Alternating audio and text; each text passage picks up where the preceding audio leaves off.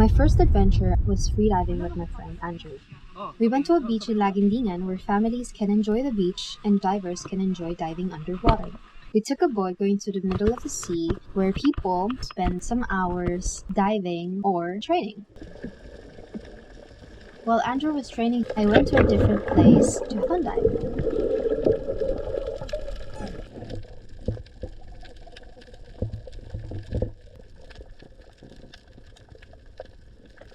I'm on a break because my nose kind of got congested or something. And then when I spit out whatever was in there, it was blood. I think I was diving too much.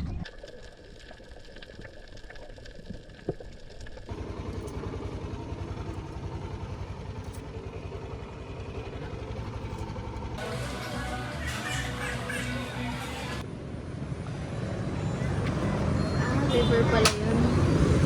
Magkano ito ate? 90, 95, 5. Magkano isa dito, te? Nag-5. Ano to, te? Siya ng baboy. Ito, longganisa? Chorizo. Ito yung longganisa. Ano yung chorizo? Same lang sila ma, pero ang naka-difference lang ito, cellophane yung nakabalot. Ito yung balat ng baboy nakabalot. Wala ka nung Betamax, tapos ano? Yan na. Chicken skin lang. We're gonna go rafting today. So here, waiting now. Wow! Hello po! Anong gagawin nyo? Magpahulog kayo or tumawag? First, relax lang. Kailangan with effort. Kasi may kasabihan tayo. Pag may airport, may airplane. Diba? Pag nasa rapids, lock. Pag walang rapids, unlock. Init! Pwede ba magbasa na?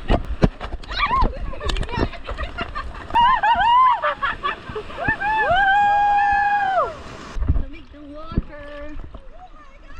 Oy! Don't touch the wall.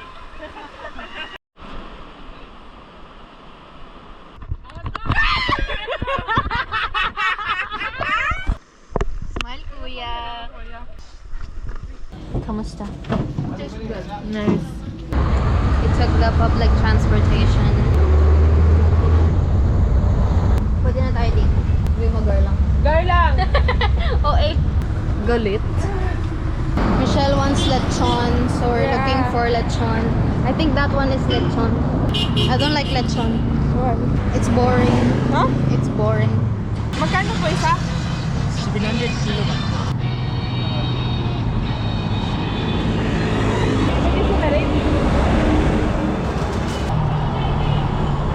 Sabaw. Lechon secured. Tatawid tayo, Bi. Yay! We're waiting for tricycle. Medyo Stressful ride. stressful. Hindi naman siya stressful ride, pero kasi yung passenger, nakikigulo siya dun sa sinasabi namin sa driver. So ayun, medyo nagulo. Ang tagal namin nag-usap dun. Basta sabi ko na lang kay kuya, basta kapag kakanan or kakaliwa na kayo, bababa na ako kasi alam ko naman kung saan yung lugar. Eh, push na na hindi ko alam yung lugar. We're eating lechon with sauce. We're eating with Nathan. We're badminton. Hello. Hello. Halika, badminton tayo. Pagalan!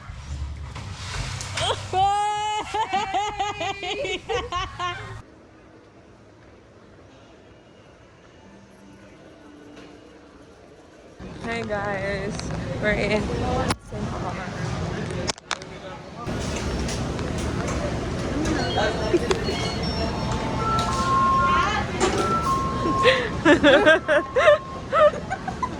There's free taste for alcohol. Hi. Ano recommend mo? Anong gusto mo ba? Ito maanghang to sa maanghang siya sila naman. Okay, sige. Ito. Fireball. Huwag kami nalasing ate. Shot ate, shot. Sama ka ate. Ano? Matamis. Masarap. Wow, strong yan. Thanks ate. Pulutan tayo. Ate, can we have japchae noodles? Thank you, ate.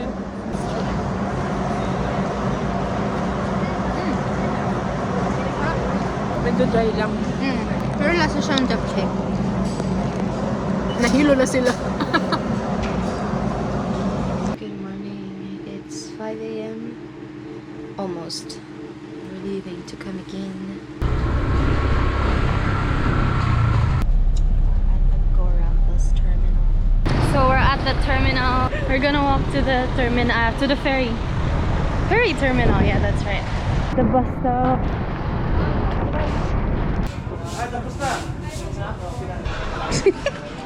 Magkano? How much? 252. Huh? 252.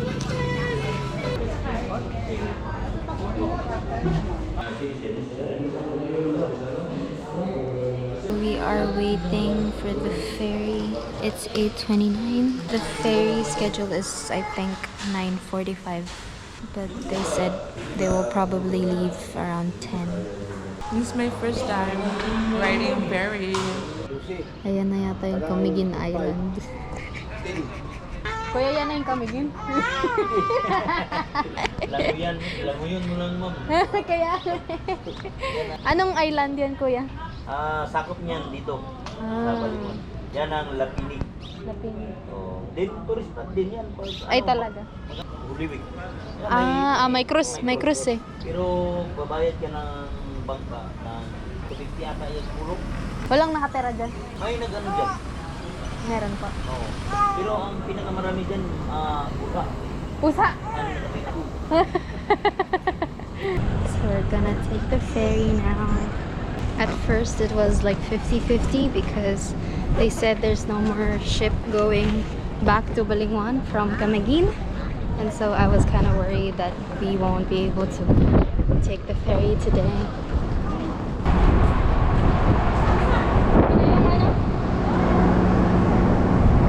Sino yung bag? Si mahal talaga. Tanga, magbubuhat ka ng maleta mo.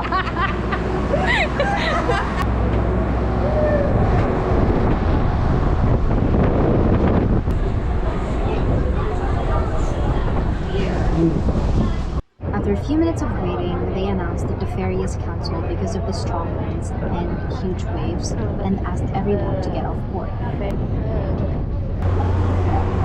So no more trips for this day.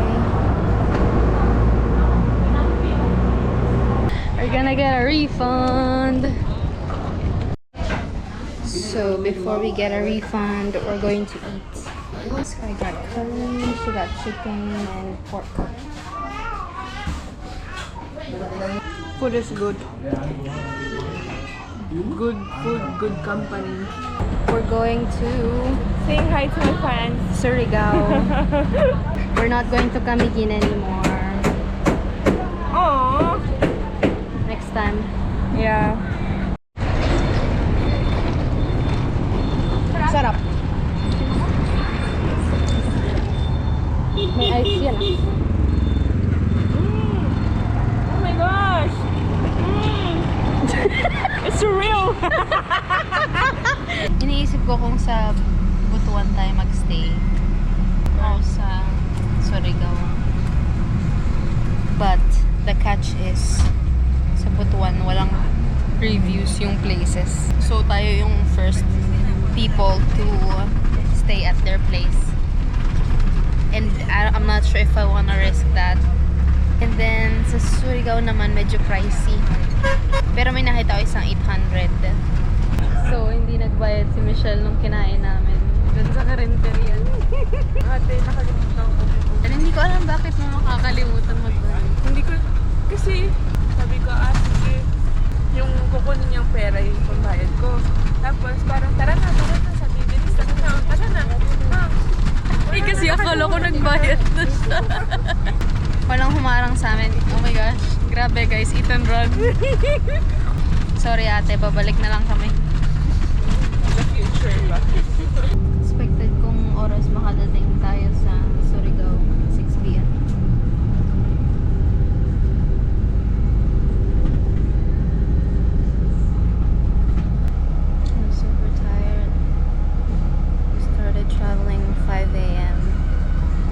expected by this hour. We're already chilling.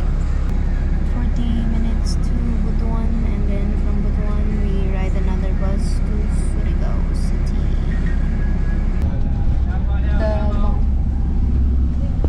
Let's go.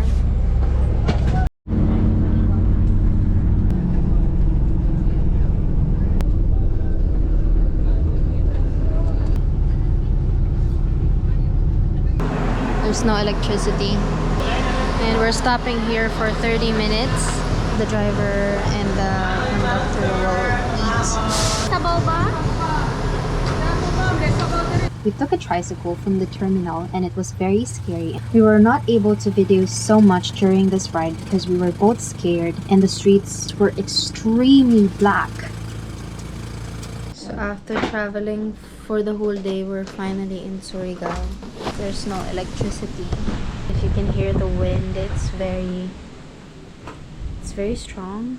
Tomorrow we're still not sure if we can take a ferry going to Siargao or we'll get stranded here or something. So this is our place.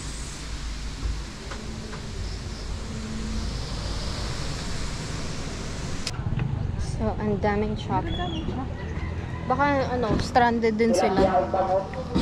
Baka di sila makasakay ng Roro or something. We're gonna look for food. I don't really know what to see here. I did not prepare for this. Karinderya ni Inday.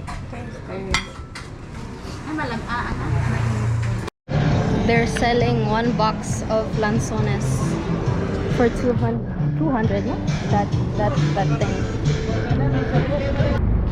There was one kuya who asked if we were vlogging and I said no. And then I talked to him like, when are you guys leaving? Because there's a lot of trucks parked and they're stranded here. And then he said Monday. And we were shocked because we can't wait until Monday. But then I remember the kuya tricycle driver that we had last night. Parang pangit. That we took last night.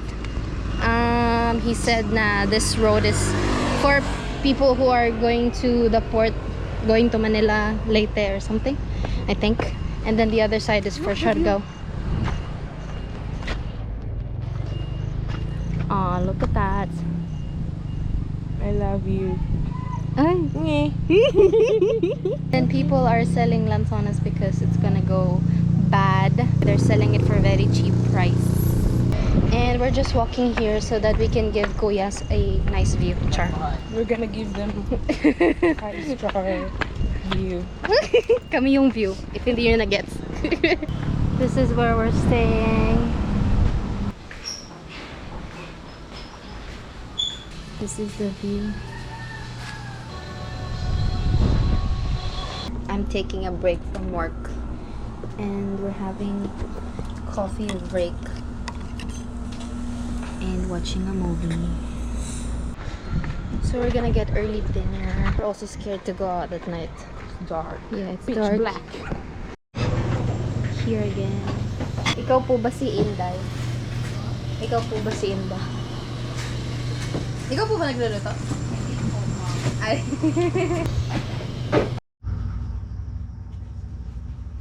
Good morning. We're gonna go to the port. It's not windy anymore. The sea is very calm. So we have to walk because look, nobody's passing by. Doon tayo sa kabila. Let's try to hitchhike.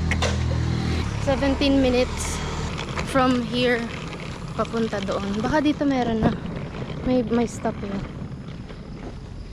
Stopping over here.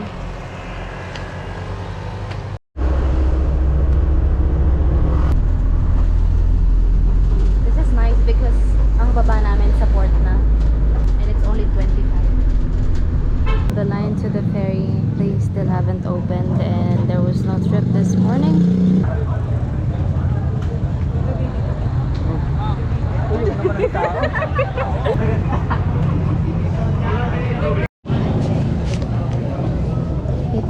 umaalis ng ship.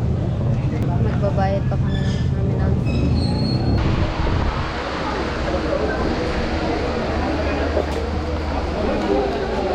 Wala pa, kuya? Wala pa? Bakit? Chateau. Ba't ka nakaganyan? Anong posisyon mo? Ah, okay. Meron nga po. Ah, okay. Pwedeng ganito.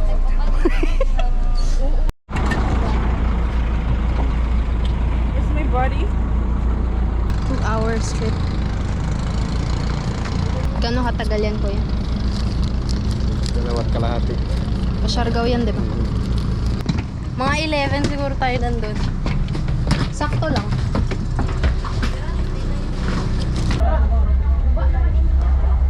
For the vibe lang daw. Pagkain ko.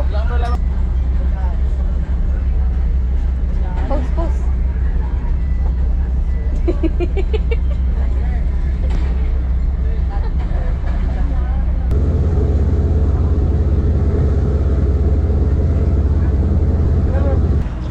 We are now in Siargao.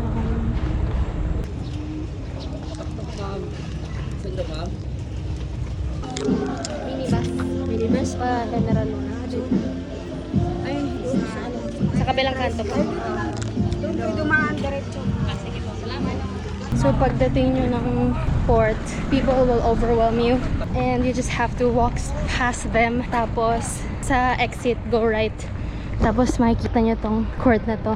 And then you just have to take this minibus dapat to General Luna instead of taking a tuk-tuk or tricycle for like 150. I'm not sure how much this is, but I think it's only 30. Nagdali ka mo? Kaya ra lamang magkuhan. Mangumpra na siya kadali. Pero pasnud para makami ka dun. Kaya pa inibay iyo ni.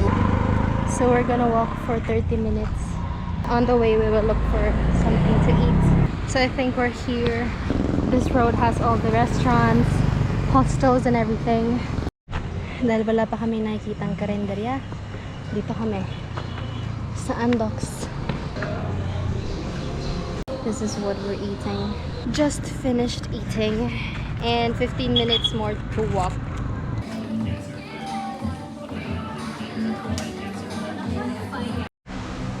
So we are at our hostel. So dapat 10 beds ako mapupunta pero wala daw available. So ano daw, overbooked.